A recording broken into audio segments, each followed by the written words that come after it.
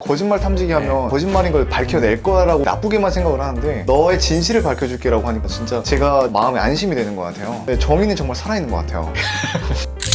안녕하세요, 서범석 변호사입니다. 변호사님, 제가 최근에 여자친구와 싸웠는데요. 여자친구가 제 말을 안 믿어주더라고요. 그래서 제가 이런 말을 했어요. 아, 진짜 거짓말 탐지기 있으면 난 받을 의향이 있다. 그런 말이 나왔었는데 이 거짓말 탐지기 실제로 보신 적이 있으세요? 네, 정말 이제 우연한 기회로 거짓말 탐지기 검사하는 곳에 따라간 적이 있어요. 보통 이제 변호사들이 거짓말 탐지기 검사에 동행을 하진 않거든요. 제가 개업 초창기에 아주 나이가 어린 학생이었어요. 겁을 너무 많이 먹고 이래서 꼭 따라가 달라고 해서 따라간 적이 있었는데, 네, 그래서 뭐 검사 과정도 쭉 봤죠. 근데 이게 경찰이 거짓말 탐지기로 하는 게 아니에요? 거짓말 탐지기는 이제 우리가 흔히 이제 조사는 경찰서에서 다 받고, 거짓말 탐지기를 경찰서 담당 수사관이 지방경찰청에 그 담당하는 과학수사관 그런 분들한테 요청을 해야 됩니다. 그러면은 그 과학수사관님이 이제 일정이 있는 날을 잡아서 하는 거고, 담당 수사관은 물론 변호사는 그 자리에 보통은 안 갑니다. 과학수사관과 해당하는 사람만 두 사람만 앉아 있는 거예요. 근데 아까 어린 학생이라고 했잖아요. 네네네. 어린 학생이 뭐 피해자인가요? 가해자였나요? 가해자였습니다. 어린 학생이 뭘 저질렀길래 거짓말 탐지기까지 가는 거예요? 그 학생이 불을 지르지 않았는데 불을 질렀다고 이제 대학교 과방에서 불이 났는데 그 학생이 한 거다, 이런 식으로 얘기가 됐던 거예요. 그럼 그렇게 해서 이제 조사를 받으러 가잖아요. 네. 제가 생각하는 거짓말 탐지기는 그 예능에서 보는 그 손가락 5개 올려놓고 거짓말하면 그 전기가 딱 울리는 그런 건데 실제 거짓말 탐지기는 어떻게 생겼나요? 거짓말 탐지기가 이제 가면은 네. 온 몸에 이렇게, 우리 왜 병원에 가면은 검사할 때 막 붙이는 것처럼 이런 걸 막 붙입니다, 몸에다가. 거기서 이제 질문을 할 때마다 어떤 반응이 나오는지, 그걸 가지고 참인지 거짓인지 판단 불가인지 세 가지 중에 하나가 나오는 거죠. 그리고 질문을 어떻게 하냐 하면은 처음에는 예비 질문이라고 해서 사건과 전혀 상관없는 질문을 해요. 당신은 태어나서 지금까지 거짓말을 해본 적이 있어요? 당신은 사람을 죽인 적이 있습니까? 뭐 이런 식의. 네. 아니라는 답이 바로 나올 수 있죠. 사람을 죽인 적이 있냐, 이런 거에는. 거짓말 해본 적이 있냐, 그럼 예라고 바로 나올 수 있죠. 그럼 그런 식으로 바로 나올 수 있는 예비 질문을 하고, 우리 사건하고 관련된 본 질문을 합니다. 그 질문은 뭐 예를 들면은 뭐 성범죄였다, 강제추행이다 이러면은, 예를 들어 지나가던 여성의 신체를 접촉한 사실이 있습니까? 지나가던 여성의 뭐 엉덩이를 만진 적이 있습니까? 지나가던 여성의 엉덩이를 그 사람의 의사에 반해서 만진 적이 있습니까? 이런 식으로 사건과 관련되는 것을 비슷한 질문을 한 4-5개 합니다. 그러면 그 신체 반응을 이제 보는 거죠. 예비 질문을 하면서 신체 반응을 한번 보고, 아무 이제 흔들림 없을 만한 그 질문에 대해서 예비 질문을 하면서 한번 보고, 사건과 관련된 질문을 하면서 신체 반응을 보고, 그걸로 참인지 거짓인지 판단 불가인지를 보는 거죠. 그걸 기계가 판단을 하는 거예요? 네, 예를 들면 맥박이나 뭐 이런 것들, 뭐 그런 것들, 여러 가지 뭐 땀이 많이 나는지 뭐 이런 것들 측정하는 걸로 알고 있어요. 근데 변호사님도 형사 시절이 있으셨잖아요. 네네.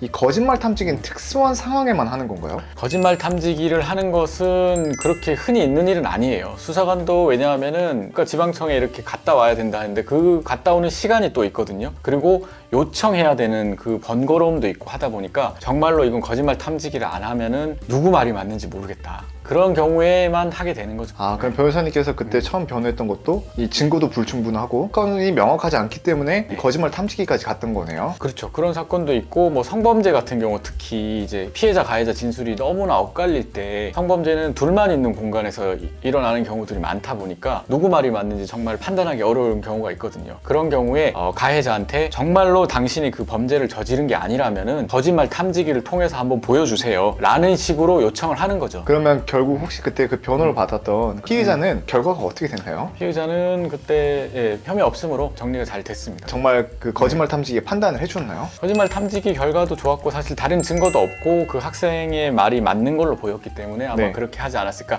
오직 거짓말 탐지기만 가지고 결과를 내진 않았을 겁니다. 피의자는 결국 무죄를 받았습니다. 그러면 오히려 그걸로 인해서 누군가가 저 학생이 불을 질렀다라는 모함으로 인해서 본인이 엄청난 정신적 스트레스를 받았을 거 아니에요. 근데 무죄가 나왔잖아요. 그럼 역으로 그 사람을 맞고소를 할 수 있나요? 이런 사건 같은 경우는 누가 신고한 것이 아니라 그냥 그 장소에서 불이 났던 거고, 그러면 수사를 할 수밖에 없는 상황이기 때문에 누군가가 신고를 한 건 아닙니다. 하지만 제3의 사람이 뭐 예를 들면은 뭐 성범죄나 뭐 사기 같은 경우, 뭐 이런 사건들, 이 사람 잘못 없는데 잘못했다고 고소해가지고 무혐의가 나왔다, 그러면은 허위 사실을 고소한 게 인정이 된다면은 무고죄로 고소할 수 있죠, 당연히. 변호사님, 근데 갑자기 여기서 궁금한 게 있는 게요. 아까 그 어린 학생이랑 거짓말 탐지기를 해주러 같이 갔다고 했잖아요. 네. 근데 실질적으로 탐지 조사를 받는 건 그 학생뿐인데 같이 가줄 수 있는 건가요? 그리고 같이 가도 그 도움이 되나요? 사실 제가 이거를 거짓말 탐지기 검사를 할 때는 변호사하고 이제 초창기였는데 주변의 변호사님들한테 많이 물어봤는데 아무도 가보신 분이 없더라고요. 변호사가 거짓말 탐지기 조사에 가는 경우가 아주 흔치 않은 경우고 가도 할 수 있는 게 별로 없긴 합니다. 그 검사실이 있고 그 앞에서 이제 따로 이래 있는 공간에서 있기 때문에 이번에 한해서 과학수사관님께서 좀 양해를 해주셔서 그 학생이 이제 너무 이렇게 힘들어하니까 양해해 주셔서 갔던 거지 변호사가 간다고 해서 뭔가를 이렇게 해줄 수 있고 그리고 가는 게 흔하거나 그런 건 아닙니다. 변호사님 같이 갔었을 때 네네. 실제로 검사는 같이 받지 못하시지만 그 내용이 어떤 질문이 나온지랑 다 그걸 인지하고 계셨나요? 거짓말 탐지기를 할 때 모두가 다 그렇게 하는지는 모르겠는데 그 과학수사관님께서는 미리 다 한번 해주셨어요. 거짓말 탐지기에서 본인이 할 질문들을 그 피의자에게 한번 해주고 이런 거 한다 그 다음에 들어갔었어요. 본 검사 자체를 연습을 했기 때문에 저는 그때는 이제 옆에 있었기 때문에 제가 들을 수 있었고 그때 그 과학수사관님이 해주신 말씀 중에 참 거짓말 탐지기 하시는 분들이 생각하시면 좋을 만한 얘기가 있는데 어떤 시험을 보는데 그 시험의 정답을 아는 사람이 너밖에 없다고 생각을 해봐라. 그 시험에 들어가는데 너는 얼마나 좋겠냐, 마음이 편안하고. 이 거짓말 탐지기에서 정답을 아는 사람은 너밖에 없다. 그러니까 마음 편하게 해라. 나는 너의 거짓말을 밝히려는 게 아니라 네가 진실하다는 걸 도와주려고 있는 사람이다. 이렇게 얘기를 해주시더라고요. 그래서 그때 아마 그 학생이 좀 마음 편하게 할 수 있지 않았을까 그렇게 생각이 듭니다. 변호사님은 그러면 그렇게 피의자랑 같이 갔을 때 네. 옆에서 뭔가 따로 뭐 해주신 말씀이 있으셨나요? 거짓말 탐지기는 기본적으로 증거 능력이 없습니다. 법률가로서 이제 변호사로서 이제 해줄 수 있는 말은 거짓말 탐지기에서 거짓 반응이 나와도 이 사건을 진행하고 당신이 유죄가 된다는 증거로 쓸 수 없다는 거예요. 그렇기 때문에 거짓이 나와도 손해볼 게 없다. 그런 마음으로 해라. 참이 나오면 좋은 거고. 그렇게 일단은 얘기를 해줬습니다. 학생을 안심시키기 위한